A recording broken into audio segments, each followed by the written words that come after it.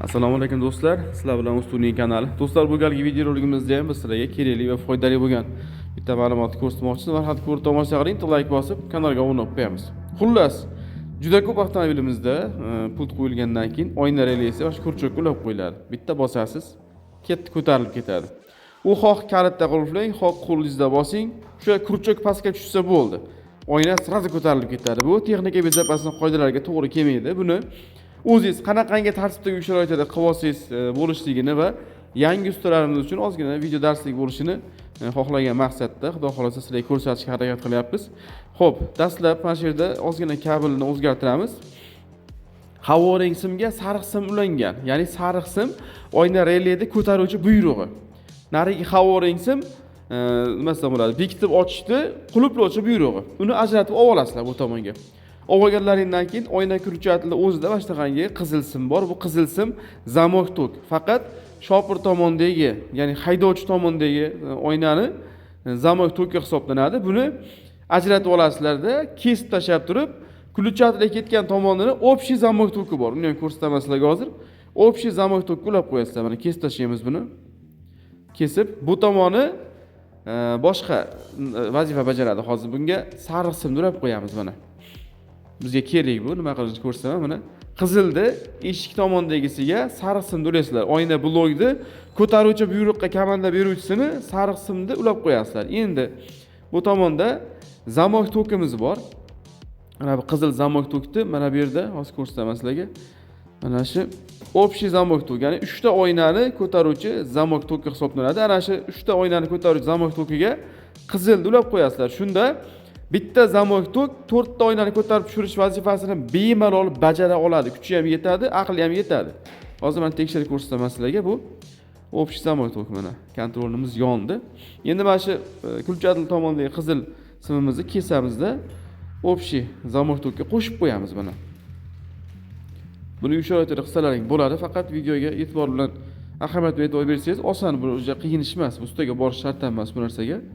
O'zingizni texnika bezopaslik qoidalariga o'zingiz uchun amal qilsangiz yaxshi. Bu qo'shib qo'yib turgan jigarrang simimiz oyna releda zamok toki bo'ladi.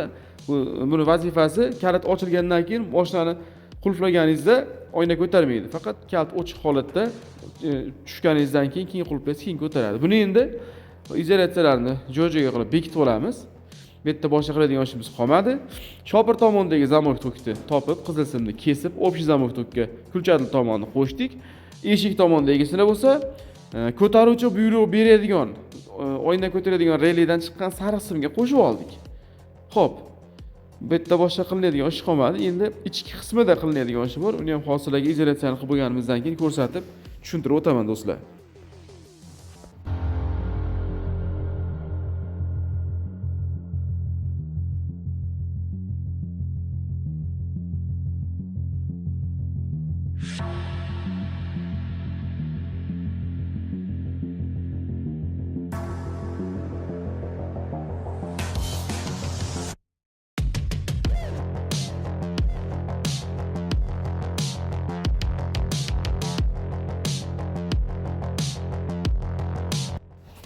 Xo'p do'stlar, endi ichki salondagi joyini ko'rsataman sizlarga.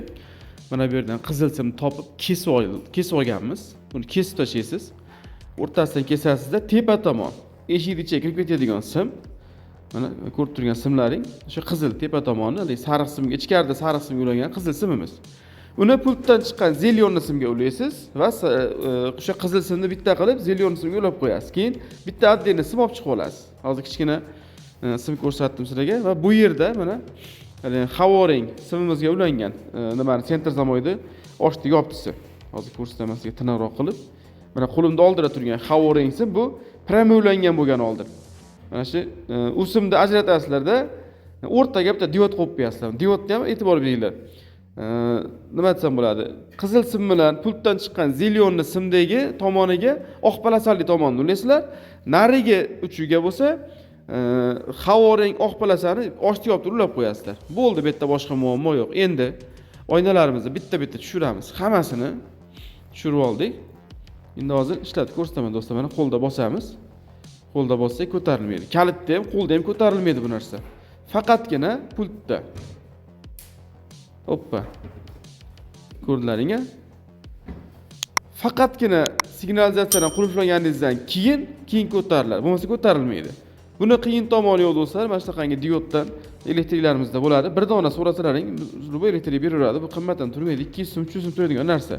Xuddi shu tartibda bir dona qo'yib bersangiz, masala hal do'stlar. Videoroligimiz sizga manfaatli bo'lgan bo'lsa va ma'qul bo'lgan bo'lsa, bitta like bosib, kanalimizga obuna bo'lishni unutmanglar do'stlar.